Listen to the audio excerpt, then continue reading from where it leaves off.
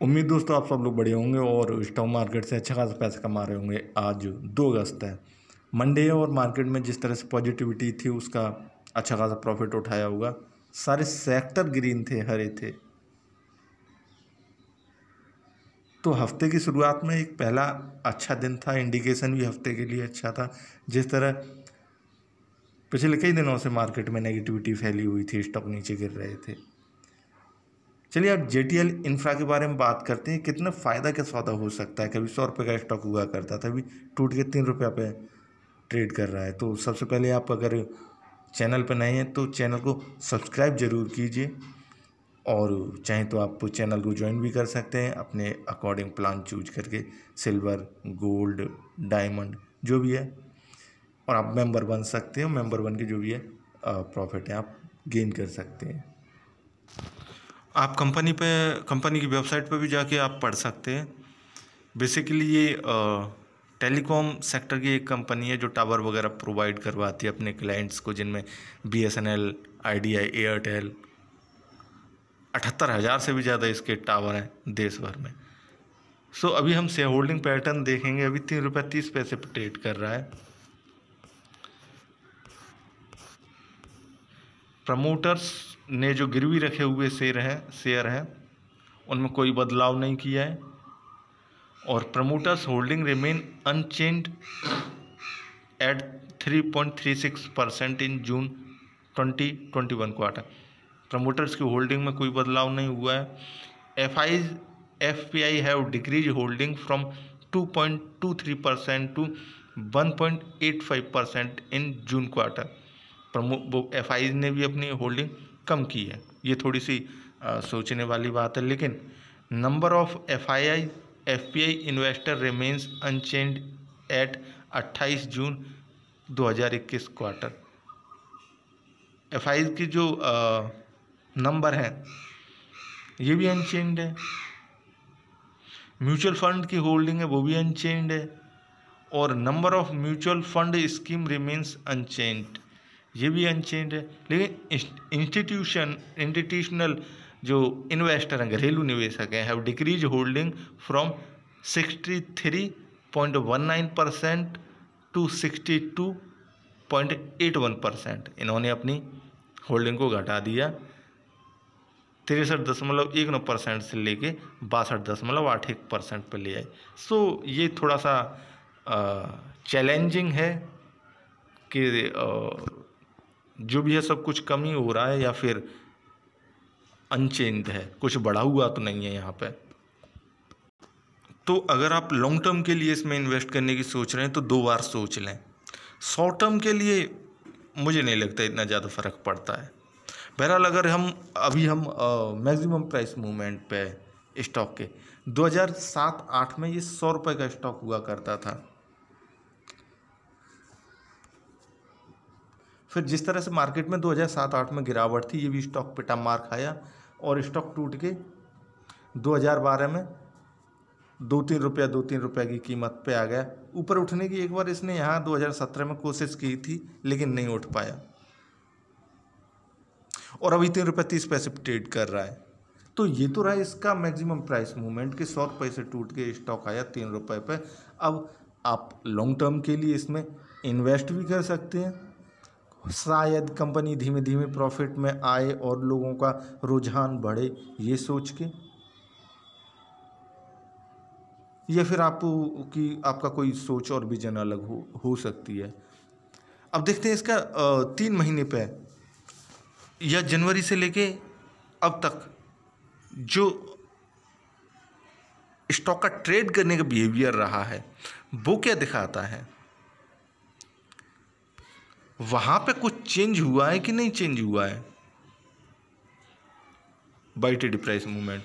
अगर वहां पे कुछ चेंज होगा तो हाँ ठीक है, जो इन्वेस्टर हैं इसे देखते हैं, इस निगाह से देखते हैं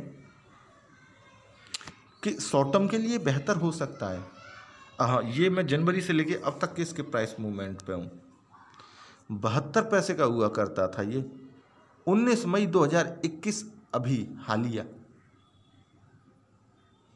फिर 72 पैसे से जिस तरह से इसमें मूवमेंट आया, मई के बाद 4 रुपये का इसने अपना हाई बनाया, और हाई बनाने के बाद अभी इसमें जो प्रॉफिट बुकिंग हो रही है 3 रुपया 30 पैसा, इतना हमें मोटा मोटी दिखता है। अब हम इसमें एंट्री लें तो हम कितना गेन कर सकते हैं, कितना ये कितने रुपए ऊपर जा सकता है, क्या टारगेट हो सकता है। तो मैं पहले ही बता देता हूँ कि जिस तरह से मई के बाद से मार्केट में तेज़ी थी, हो सकता है स्टॉक ने भी उस तेज़ी का प्रॉफिट उठाया हो, लेकिन मई के बाद से जो कोविड की सिचुएशन है वो भी ख़त्म हुई है और फिर कंपनी को भी काम धंधा करने का मौका मिला है। और हमारे पास जो डाटा है वो मई का है, जून का है। अब जो नेक्स्ट क्वार्टर में अगला डाटा आएगा वो असल मायने में सही डाटा होगा, और वो सही जो सिचुएशन है उसे प्रेजेंट करेगा शेयर होल्डिंग का। तो अभी तो स्टॉक नीचे गिर रहा है, आप देखते हैं इसके 3 महीने के प्राइस मूवमेंट पे आप कहीं भी एंट्री ले सकते थे, बस 23 जून या 24 जून से पहले आपको प्रॉफिट होता, लेकिन आप एंट्री ले ही नहीं सकते क्योंकि सर्किट लेके स्टॉक मूव अप कर रहा है। हाँ, इसने 4 जून को जब ये नीचे गिरा था तब आप ज़रूर एंट्री ले सकते। सो स्टॉक में जो पहले से हैं उनके लिए, और जो स्टॉक में अभी मैं वीडियो इसीलिए बना रहा हूँ कि स्टॉक नीचे टूट रहा है, ऐसे में बाइंग करने के लिए हमें अपॉर्चुनिटी मिल जाएगी अगर हम स्टॉक में आना चाहें, क्योंकि स्टॉक जब सर्किट के साथ चलता है तो काफ़ी केसेस में ऐसा होता है कि हम स्टॉक को खरीद ही नहीं पाते हैं। तो अब जब स्टॉक नीचे टूट रहा है तो मई से जिस तरह से मई जून जुलाई 3 महीने इसमें तेज़ी रही, तो स्टॉक अगर नीचे टूट रहा है तो मेरा ख्याल है थोड़ा सा प्रॉफिट बुकिंग तो इसमें होनी चाहिए। अब छोटा स्टॉक है, मैक्सिमम भी अगर मान के चलते हैं आप तो 70%, अदरवाइज 20-30%। सो आप कैलकुलेट करके रख सकते हैं कि 4 रुपये का फिर 20-30% कितना होगा, आप वहाँ पे एंट्री ले सकते हैं। एंट्री वाली बात अगर है, अगर आप स्टॉक में नई एंट्री लेना चाहते हैं तो। अदरवाइज अभी जब स्टॉक नीचे टूट रहा है, नीचे गिर रहा है, नीचे के लिए सर्किट ले रहा है, तो हमारा ऑर्डर बहुत जल्दी एग्जीक्यूट हो जाएगा। तो हम एक पॉजिटिव सोच के साथ, और जैसा कि मैं हमेशा बोलता हूँ 30% 25% करके जितने भी हम शेयर खरीदना चाहते हैं उनके पूरी क्वांटिटी के हम धीमे धीमे भी खरीद सकते हैं। स्टॉक अगर ऊपर जाता तो हमारे लिए बेहतर है, और ये छोटे स्टॉक बहुत जल्दी डबल हो जाते हैं, ट्रिपल हो जाते हैं। और एक चीज़ और मैं बताऊंगा आपको कि जब भी आपका स्टॉक डबल हो जाए अपना पैसा मार्केट से खींच लीजिए, बाकी का जो प्रॉफिट है वो लगा रहने दीजिए, छोड़ दीजिए उसे भले ही लॉन्ग टर्म के लिए। आपका क्या जाता, आपका तो पैसा आपकी पॉकेट में आ गया ना। अब वो जो आपका प्रॉफिट है, आपने पॉजिटिविटी के बाद साथ किसी स्टॉक को ख़रीदा था, छोड़ दीजिए लंबे टाइम के लिए उसे, लंबे टाइम का महीने 6 महीने 2 और साल भर के लिए, तो जो आपका प्रॉफिट है वो आपको प्रॉफिट देगा। चलिए, तो ये एक चीज़ थी प्लस पॉइंट जो मार्केट में ज़्यादातर इन्वेस्टर ऐसा होते हैं कि ठीक है, जब उन्हें शेयर सेल आउट करना होता है तो सारे के सारे शेयर बेच देते हैं। गंदी आदत है ये, बहुत गंदी आदत है। तो स्टॉक में आप आ सकते हैं। मैंने जो शेयर होल्डिंग पैटर्न दिखाया उसके अनुसार तो ठीक है। जो पिछला क्वार्टर है कुछ खास नहीं हो रहा, लेकिन जब हम चार्ट पे आते हैं तो हकीकत कुछ और है। इन्वेस्टर धीमे धीमे करके इसमें अपनी क्वांटिटी इंक्रीज कर रहे हैं, स्टॉक में आ रहे हैं। 3 रुपया 30 पैसे पे नीचे गिरता हुआ स्टॉक, और अब धीमे धीमे करके खरीदें तो काफ़ी बेहतर है, मेरे ख्याल से काफ़ी बेहतर हो सकता है। अब ये स्टॉक टूट कहाँ तक सकता है, इसके लिए कुछ दिखता है। 7 जुलाई को इसमें थोड़ा सा ऊपर नीचे जब ये स्टॉक हुआ था तो पहली बात तो 2 रुपये 25 पैसे तक हो सकता है स्टॉक नीचे आए, और यहाँ के बाद फिर इसमें कंटिन्यूटी बनी रहे। तो 2 रुपये 25 पैसा तक आप 30% करके खरीद सकते हैं। ऐसा करके 2 रुपये 25 पैसा आए तब तक आप अपने 100% खरीद लीजिए, या फिर आप अपने अकॉर्डिंग भी एक कैलकुलेट करके या हिसाब से हाँ आप सोच सकते हैं कि नहीं ये फिर दोबारा से 93 पैसा आ जाएगा तो हम उस हिसाब से खरीदें। तो ऐसे करके पूरे शेयर ना खरीदें, धीमे धीमे शेयर खरीदें। अब इसके टारगेट क्या हो सकते हैं, जो मुद्दे की बात है वो मैं आपको बताता हूँ। फिलहाल स्टॉक रिवर्सल लेने, बहुत सारे स्टॉक रिवर्सल ले चुके 2007 में और 8 में जो टूटे थे, ये स्टॉक उनमें से एक हो सकता है। कोई तो बड़ी बात नहीं है। जब ये अपना हाई तोड़ेगा ना 2008 वाला, तो उसके बाद ये फिर 150 रुपया, 200 रुपया, 250 रुपया, मीन्स जिस कीमत पर भी एयरटेल चल रहा है 500 रुपये, तो लगभग उस कीमत पे आने की कोशिश करेगा, क्योंकि ये एक लीडिंग कंपनी है, टावर प्रोवाइड कराती है। बिना इसके एयरटेल नहीं चल सकता, जियो नहीं चल सकती, कोई कंपनी ही नहीं चल सकती। लेकिन जो प्रॉब्लम है इसके साथ वो ये है स्टॉक के साथ कि फिलहाल इसे 8 रुपये 42 पैसा आने दीजिए, जो कि इसका हाई है 31 जुलाई 2017 का।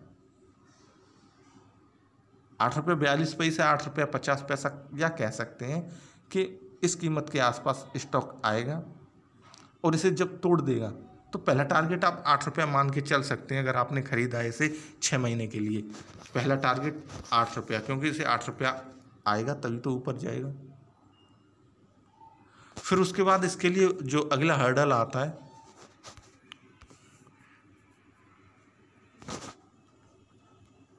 वो है, यहाँ पे आप बिल्कुल साफ दिखाई दे रहे हो, मैं फिंगर से यहाँ टिप करके इसीलिए दिखाता हूँ कि आप भी देख पाएँ। 31 अक्टूबर 2012 जहाँ से ये टूटना शुरू हुआ था, तब इसकी कीमत रही थी 9 रुपया 17 पैसा।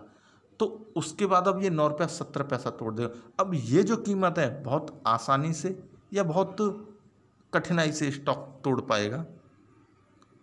अब जब ये स्टॉक कीमत तोड़ देगा, फिर उसके बाद यहाँ पे कोई भी हर्डल नहीं है। ऐसे में यहाँ तक 37 रुपया तक ये स्टॉक बड़ी आसानी से भाग सकता है, क्योंकि जिस रफ्तार से स्टॉक टूटा उसी रफ्तार से ऊपर चढ़ेगा। तो 25 से 37 रुपया नेक्स्ट इसका टारगेट 6 महीने के लिए या साल भर के लिए आप लिख के रख लीजिए। मूवमेंट आएगा तो स्टॉक पकड़ नहीं पाएंगे आप। और वैसे भी 37 पैसे का स्टॉक 3 दूना 6, 1 रुपया 60 पैसा हो गए, तो आपका तो पैसा डबल हो गए। तो इसी तरह से 3 रुपया 30 पैसे का भी जो स्टॉक है 3 दूनी 6, 6 रुपया 60 पैसे का जब हो जाएगा आपका पैसा तो डबल हो जाएगा। आप पैसा निकालिए, मार्केट में अपना प्रॉफिट छोड़ दीजिए। तो ये कुछ चीज़ें हैं जिस तरह से मार्केट में आपको ट्रेड करना चाहिए। लेकिन स्टॉक जब मार्केट में है तो केवल 25 रुपया तक ही नहीं रुक जाएगा, यहाँ थोड़ा सा प्रॉब्लम कर सकता है। जैसे कि स्टॉक ऊपर जा रहा था तो अपने जो पुराने हाइज हैं उनसे थोड़ा बहुत टकरा के नीचे आने की कोशिश करेगा, फिर ऊपर जाएगा। इसमें थोड़ा सा टाइम लग सकता है। अब ये टाइम 3 महीने का भी हो सकता है, 1 महीने का भी हो सकता है, जब तक स्टॉक नीचे आई ऊपर जाए। फिर इसके बाद स्टॉक जो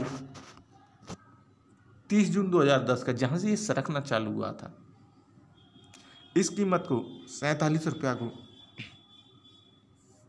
जब ये तोड़ देगा ना, तो फिर उसके बाद ऊपर कोई भी हर्डल नहीं है। तो इसे 96 रुपए तक जाने में कोई प्रॉब्लम नहीं हो। अगर 96 भी नहीं तो 95, 94 तक जाने में इसे कोई प्रॉब्लम ही नहीं होगी, बशर्ते कि ये अपने जो हर्डल है इसे क्रैश कर जाए, तोड़ जाए, आगे निकल जाए। अब ये कैसे निकलता है, कितने दिनों में, ये तो मार्केट के ऊपर ही डिपेंड करेगा। तो जैसे जैसे समय के साथ साथ 6 महीने में, अगले 6 महीने में, क्योंकि त्योहारी सीजन भी आने वाले हैं, स्टॉक 14 रुपये तक का हो सकता है। क्योंकि 14 रुपया, 9 रुपया पहला इसका जो हर्डल है वो, उसके बाद 14 रुपया 30 मार्च 2012।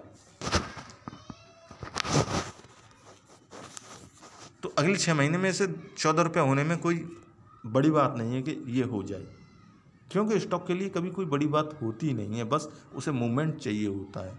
अब मूवमेंट वो मार्केट प्लस हो, पॉजिटिव में हो, उससे भी हो सकता है। टेलीकॉम सेक्टर पॉजिटिव हो, उसमें भी हो सकता है। तो वीडियो देखने के लिए थैंक यू। अच्छी लगी हो तो लाइक कीजिए और शेयर कीजिए। Thank you.